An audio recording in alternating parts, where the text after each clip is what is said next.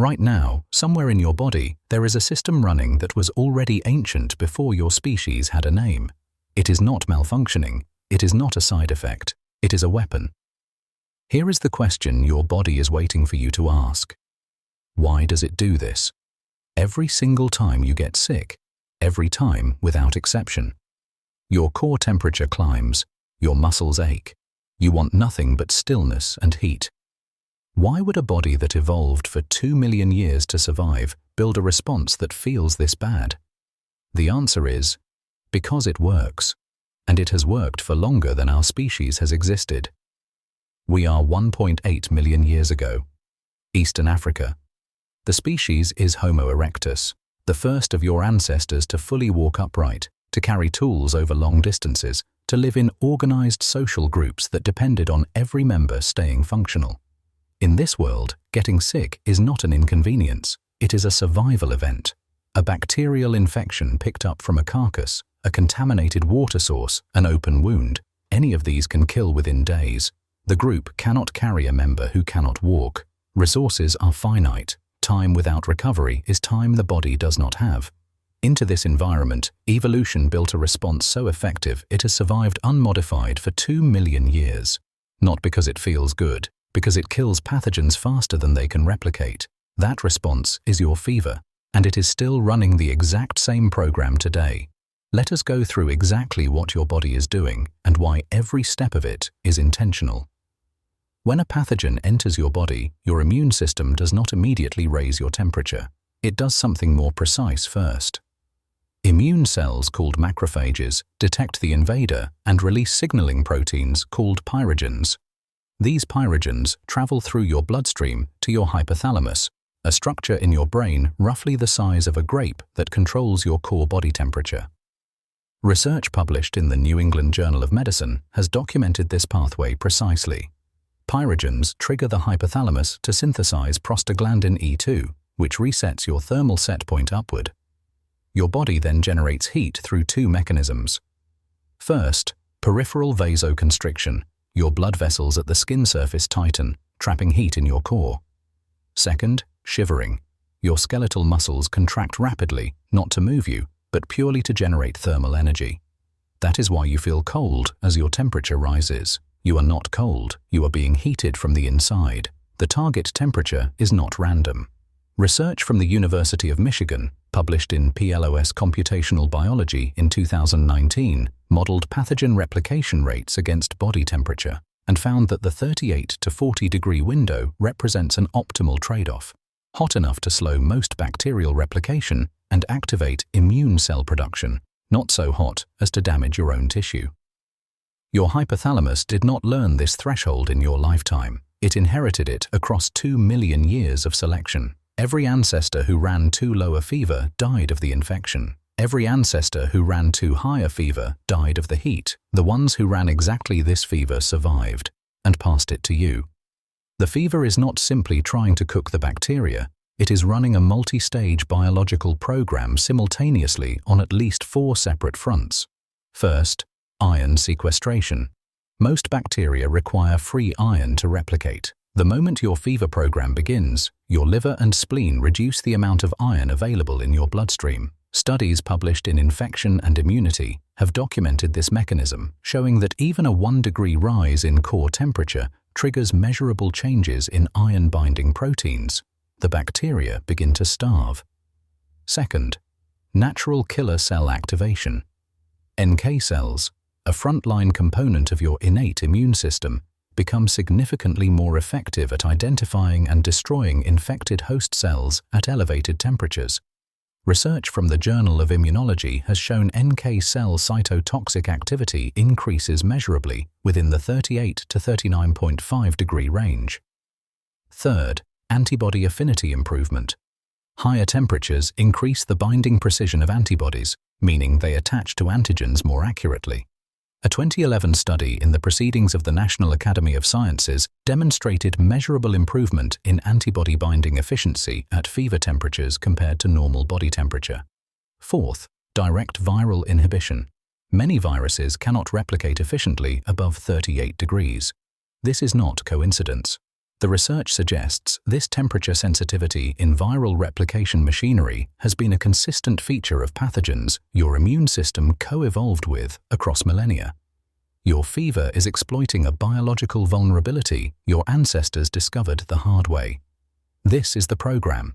This is what your body has been quietly building and maintaining for 2 million years. And here is the part that most people find uncomfortable. The evidence suggests that in many cases, this program works better when it is not interrupted. Antipyretics, paracetamol and ibuprofen in particular, work by blocking prostaglandin synthesis. They target the same PGE2 pathway the hypothalamus uses to raise the set point. Within 30 to 40 minutes, the thermal signal is interrupted. Your temperature drops. You feel better. This content is educational in nature and does not constitute medical advice. Decisions about medication use should always be made in consultation with a qualified healthcare professional. A 2017 Cochrane review examining antipyretic use in children found no difference in recovery time between treated and untreated groups for mild to moderate fevers, suggesting the fever itself is not the problem the body needs help solving. A separate study published in the Journal of Infectious Diseases found that suppressing fever in influenza patients was associated with longer viral shedding, meaning the infection persisted for more time in the environment. None of this means high fevers should go unmanaged. Fever above 40 degrees Celsius, fevers in infants, fevers lasting beyond 3 to 4 days, or fevers accompanied by neurological symptoms are clinical situations that require professional assessment. The research is not arguing against medicine. It is arguing against the assumption that every fever is an error.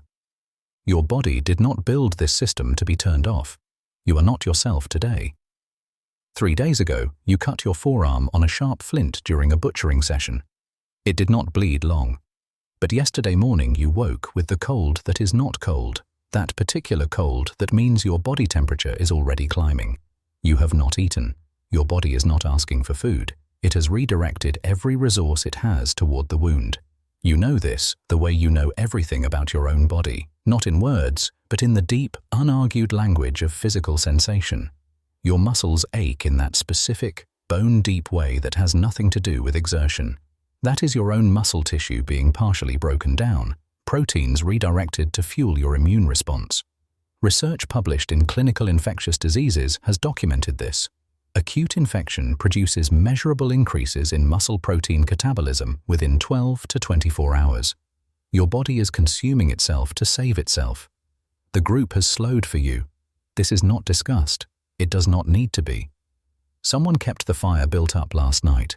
Someone brought water close. Your body, in its fever logic, sought the heat of the fire instinctively because external warmth reduces the metabolic cost of generating internal heat. Even this, your body has calculated. On the 3rd day, the fever breaks. It does not fade slowly. It breaks with sweat, full body, soaking, the same mechanism that warmed you now, reversing to cool you down. Your hypothalamus has received the signal it was waiting for. The pathogen load is falling. The set point drops. Your blood vessels dilate at the skin surface. The heat disperses. You are depleted. But the bacteria in the wound are dead or dying. Your NK cells have cleared most of the infected tissue. Your macrophages are now in their regenerative phase, laying down new collagen. Your body did not need you to do anything except stay warm, stay still, and let it run the program. 2 million years before the first antibiotic, before any medicine existed, your biology ran this sequence and survived. Not every time, not for every infection, but often enough, across enough generations, that the program is still here, still exact, still functional, running in your body the same way it ran in theirs.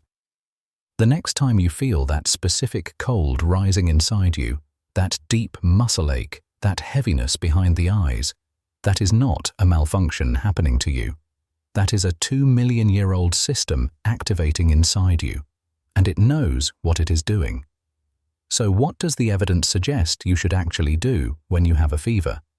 Not what to suppress, what to support. Hydration is the most evidence-supported intervention during fever. Your body is losing water through sweating at an accelerated rate. and your kidneys require adequate fluid volume to manage the increased metabolic waste from immune activity.